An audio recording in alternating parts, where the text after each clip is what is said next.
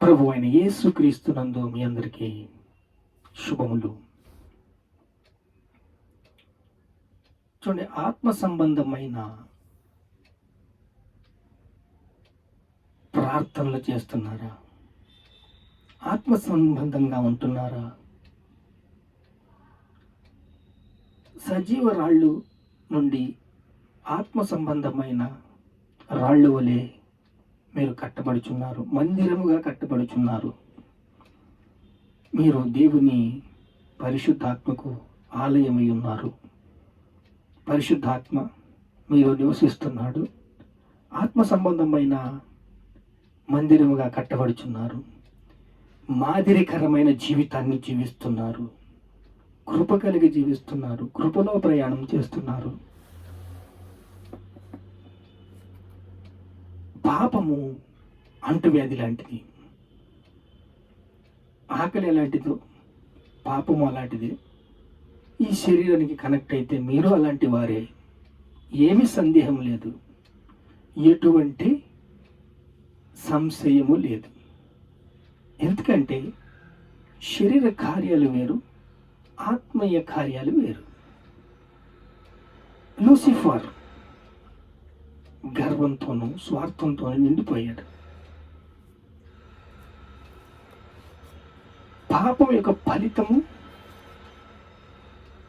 పరావశము, నరకము. పాపం యొక్క ఫలితము నరకానికి ఈడ్చుకుని పోతుంది. ఈ శరీరాన్ని సుట్టేసేస్తుంది. ఈ శరీరాన్ని సుట్టేసేసి నరకానికి తీసుకెళ్ళిపోతుంది. అదే ఆత్మీయ యొక్క స్వభావము, ఆత్మీయ సందేశము, ఆత్మీయంగా జీవితము. పరిశుద్ధాత్మ మీ మీదకి వచ్చినప్పుడు మీరు శక్తిని అందుతారు, సాక్షులుగా జీవిస్తారు. యూదాలోను సమరయలోను భూ దిగంతముతో అంతా కూడా ప్రపంచంలో కూడా నంబర్ 1 స్థానంగా మీరు మందిరంగా కట్టబడుతున్నారు. మాదిరికరమైన జీవితాన్ని జీవిస్తున్నారు. ఆత్మ సంబంధమైన మందిరంగా కట్టబడుతున్నారు. పేతురు రాసిన పత్రిక 1వ అధ్యాయము, పేతురు రాసిన పత్రిక 1 పేతురు 22వ అధ్యాయం 4వ వచనం, మనుష్యుల చేత విసర్జించబడుతున్నారు. చూడండి, హేళన చేస్తున్నారు. మనుషుల చేత చాలా చాలా హేళన చేసి, మిమ్మల్ని అవమానం చేసి, నిందలు చేసి మిమ్మల్ని అయినా తట్టుకుంటున్నారు. ఓపిక సహనంతో ఉంటున్నారు.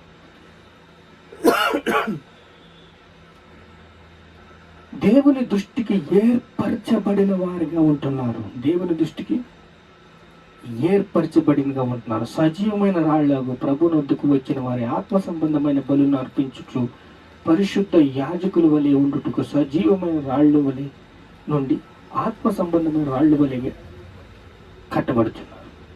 మందిరంగా కట్టబడుతున్నారు.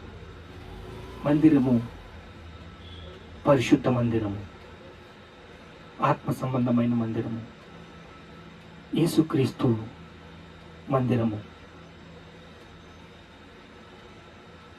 పరిశుద్ధాత్మ మీ మీదకి వచ్చేటప్పుడు శక్తిని ఉంటారు. యూదాలోను సమరయలోను భూ దిగంతం వరకు మీరు సువార్తను ప్రచురించాలి, ప్రకటించాలి. యెషయా గ్రంథం 14వ అధ్యాయం 14వ వచనంలో అయితే, నేను నేను నేను అని లూసిఫరు గర్వించాడు.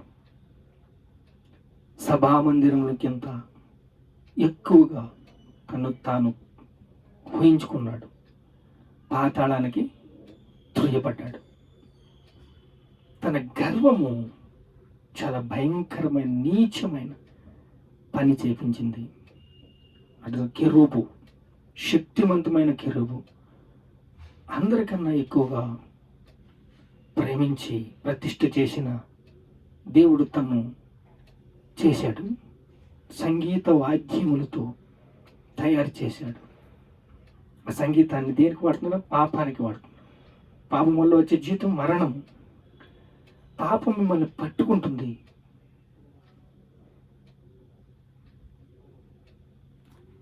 మనుషుల చేత విసర్జించబడిన వారుగా ఉంటున్నారు, సాక్షులుగా ఉంటున్నారు.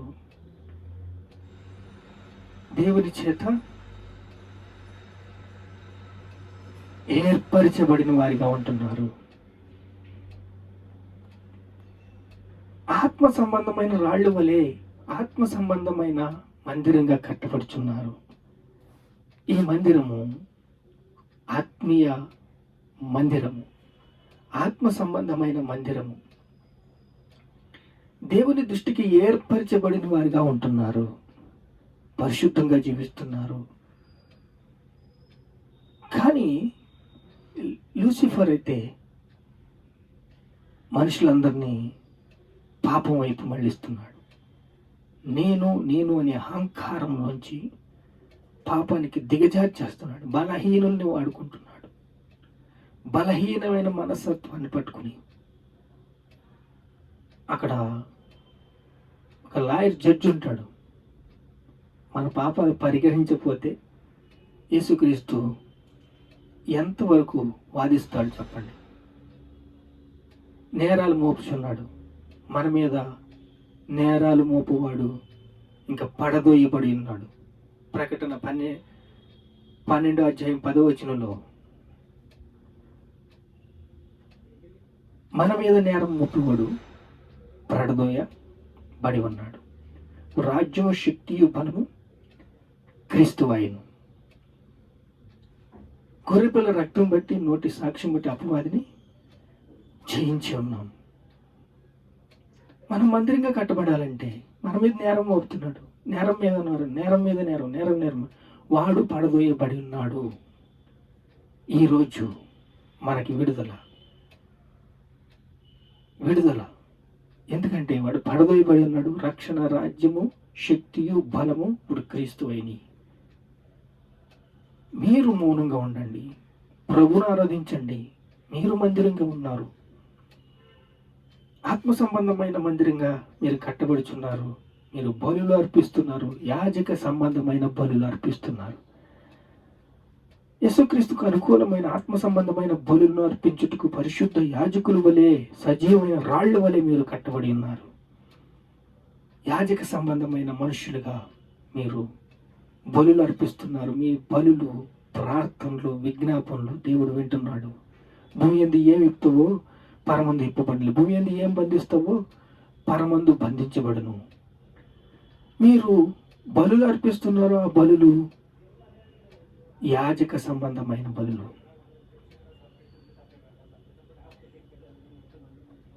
సజీవమైన రాళ్ళు ప్రభువునొద్దకు వచ్చిన వారై ఆత్మ సంబంధమైన బలులు, ఆత్మ సంబంధమైన బలులు దేవుడికి విజ్ఞాపనలు అర్పిస్తున్నారు.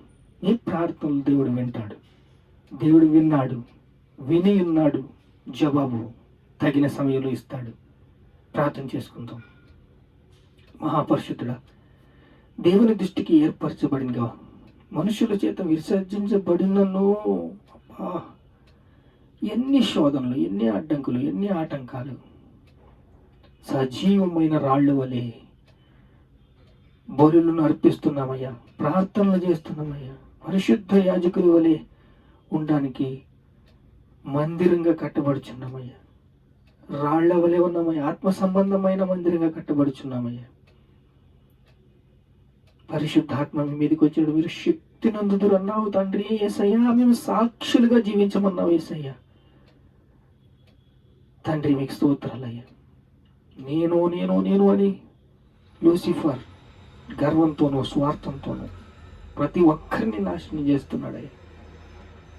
అయ్యా, వారి గురించి ప్రార్థన చేయడానికి మమ్మల్ని కావలి వారిగా ఉంచావయ్యా, నీకు స్తోత్రాలు స్తోత్రాలు. మా ప్రార్థనలు వింటున్నావయ్యా, నీకు స్తోత్రాలు. మమ్మల్ని జ్ఞాపకం చేసుకుంటున్నావయ్యా, స్తోత్రాలు. ప్రతి ఒక్కరి కోసం ప్రార్థన చేయమని అయ్యా, లేకపోతే మేము పాపము చేసిన వాడు పోతామయ్యా. ప్రార్థన చేయమంటున్నావు, నీకు స్తోత్రాలు స్తోత్రాలు స్తోత్రాలు. ఘనత, మహిమ, ప్రభువులు నీకే చెల్లిస్తున్నాం తండ్రి. ఆమేన్.